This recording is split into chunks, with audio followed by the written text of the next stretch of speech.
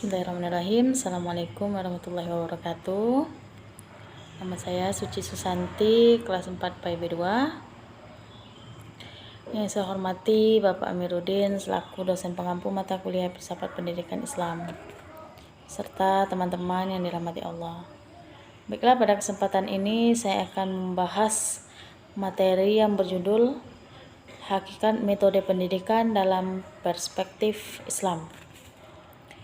Nah, di sini akan kita bahas yang pertama, itu pengertian metode pendidikan Islam. Metode pendidikan Islam adalah prosedur umum dalam menyampaikan materi untuk mencapai suatu tujuan pendidikan.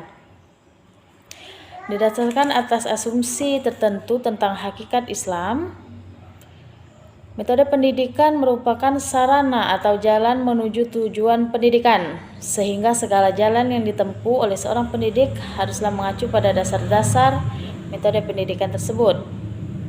Nah, dasar metode pendidikan Islam pada dasarnya meliputi dasar agamis, biologis, kemudian psikologis, dan sosiologis. Nah, metode pendidikan Islam harus digunakan dengan memperhatikan beberapa prinsip yang mampu memberikan pengarahan dan petunjuk tentang pelaksanaan prinsip-prinsip pada metode yang akan diajarkan oleh pendidikan. Nah, dalam pandangan Arifin, berarti suatu jalan yang dilalui untuk mencapai suatu tujuan. Dalam bahasa Arab, metode disebut thariqat. Dalam bahasa Kamus Bahasa Indonesia, metode adalah cara yang teratur dan berpikir baik untuk mencapai maksud, sehingga dapat dipahami bahwa metode adalah satu cara yang harus dilalui untuk menyajikan bahan pelajaran sesuai dengan metode-metode yang telah diajarkan. Nah, di samping pengertian itu, ada banyak sekali macam-macam metode yang akan disajikan dalam dunia pendidikan, terutama pendidikan Islam. Yang pertama terdiri daripada metode ceramah, kemudian metode diskusi, kemudian metode tanya jawab, kemudian metode demonstrasi dan eksperimen, kemudian metode pemecahan masalah atau problem solving, kemudian metode resitasi, kemudian metode kerja kelompok, metode sosiodrama dan bermain peranan, kemudian metode karya wisata, dan terakhir metode drilling atau latihan.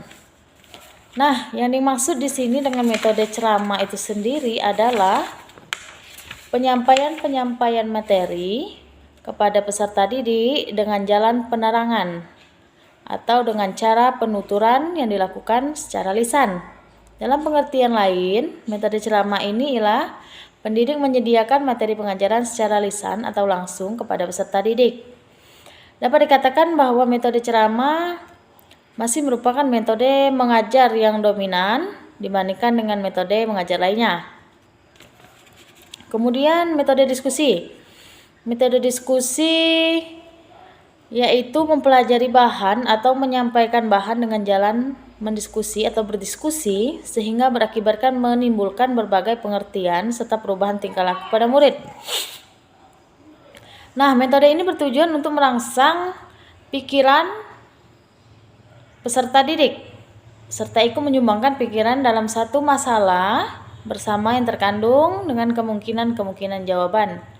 Nah, keunggulan metode diskusi ini diantaranya itu suasana kelas akan menjadi aktif sebab peserta didik mengarahkan pikirannya kepada masalah yang didiskusikan. Dapat menaikkan prestasi kepribadian individu siswa karena dengan melakukan diskusi, siswa mampu memancing pikirannya untuk membahas suatu materi atau pembahasan pembelajaran tersebut. Selanjutnya metode tanya jawab. Metode tanya jawab ini ialah merupakan penyampaian dengan guru mengajukan pertanyaan pada murid, sehingga murid menjawab.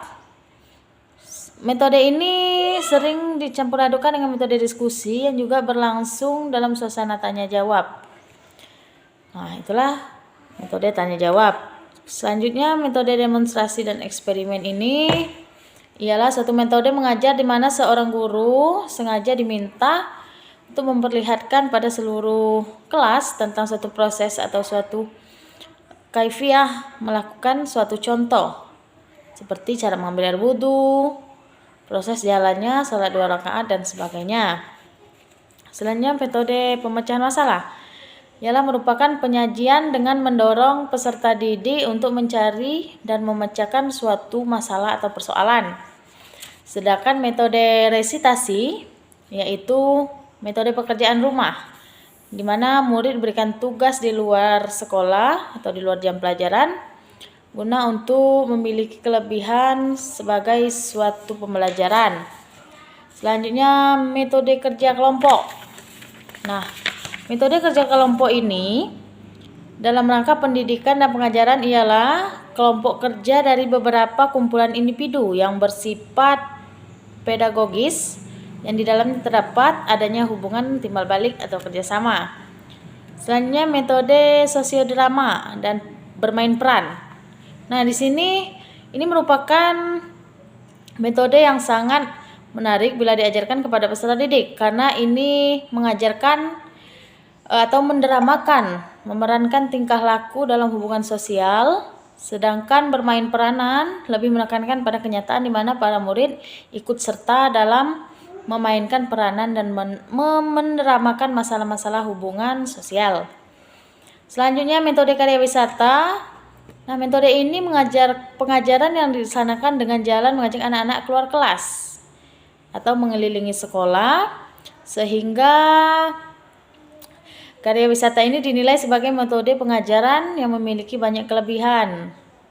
Di antaranya mampu menerapkan prinsip pengajaran modern. Selanjutnya, metode drilli atau latihan ialah suatu metode dalam pendidikan dan pengajaran dengan jalan melatih anak-anak terhadap bahan pelajaran yang sudah diberikan. Nah, itulah sekilas tentang beberapa metode pengajaran yang terdapat di dalam pendidikan Islam. Selanjutnya saya akan membahas tentang urgensi metode dalam pendidikan Islam. Nah, pemilihan metode berkaitan dengan masalah filsafat, yaitu yang pertama, jika dipandang dari pembentukan karakter yang berlangsung dalam diri setiap anak, maka belajar adalah suatu bagian terpaut pada pengalaman kehidupan yang secara berkumulatif menyerap ke dalam sifat-sifat karakter. Yang kedua, berbagai cara yang berbeda dalam mendidik dapat mempengaruhi tipe kolerasi tanggapan anak didik dalam membentuk sifat-sifat karakter. Dengan adanya perbedaan tersebut, yang dapat membentuk keadaan karakter pula dibutuhkan pemilihan metode yang sangat teliti. Yang ketiga, dengan mempertimbangkan masyarakat sekolah yang menjadi sarana sasaran pendidikan, tentunya juga membutuhkan suatu metode. Nah, itulah sekilas tentang hakikat metode pendidikan dalam perspektif Islam. Demikian yang dapat saya sampaikan. Terima kasih atas segala perhatian. Mohon maaf atas segala kekurangan.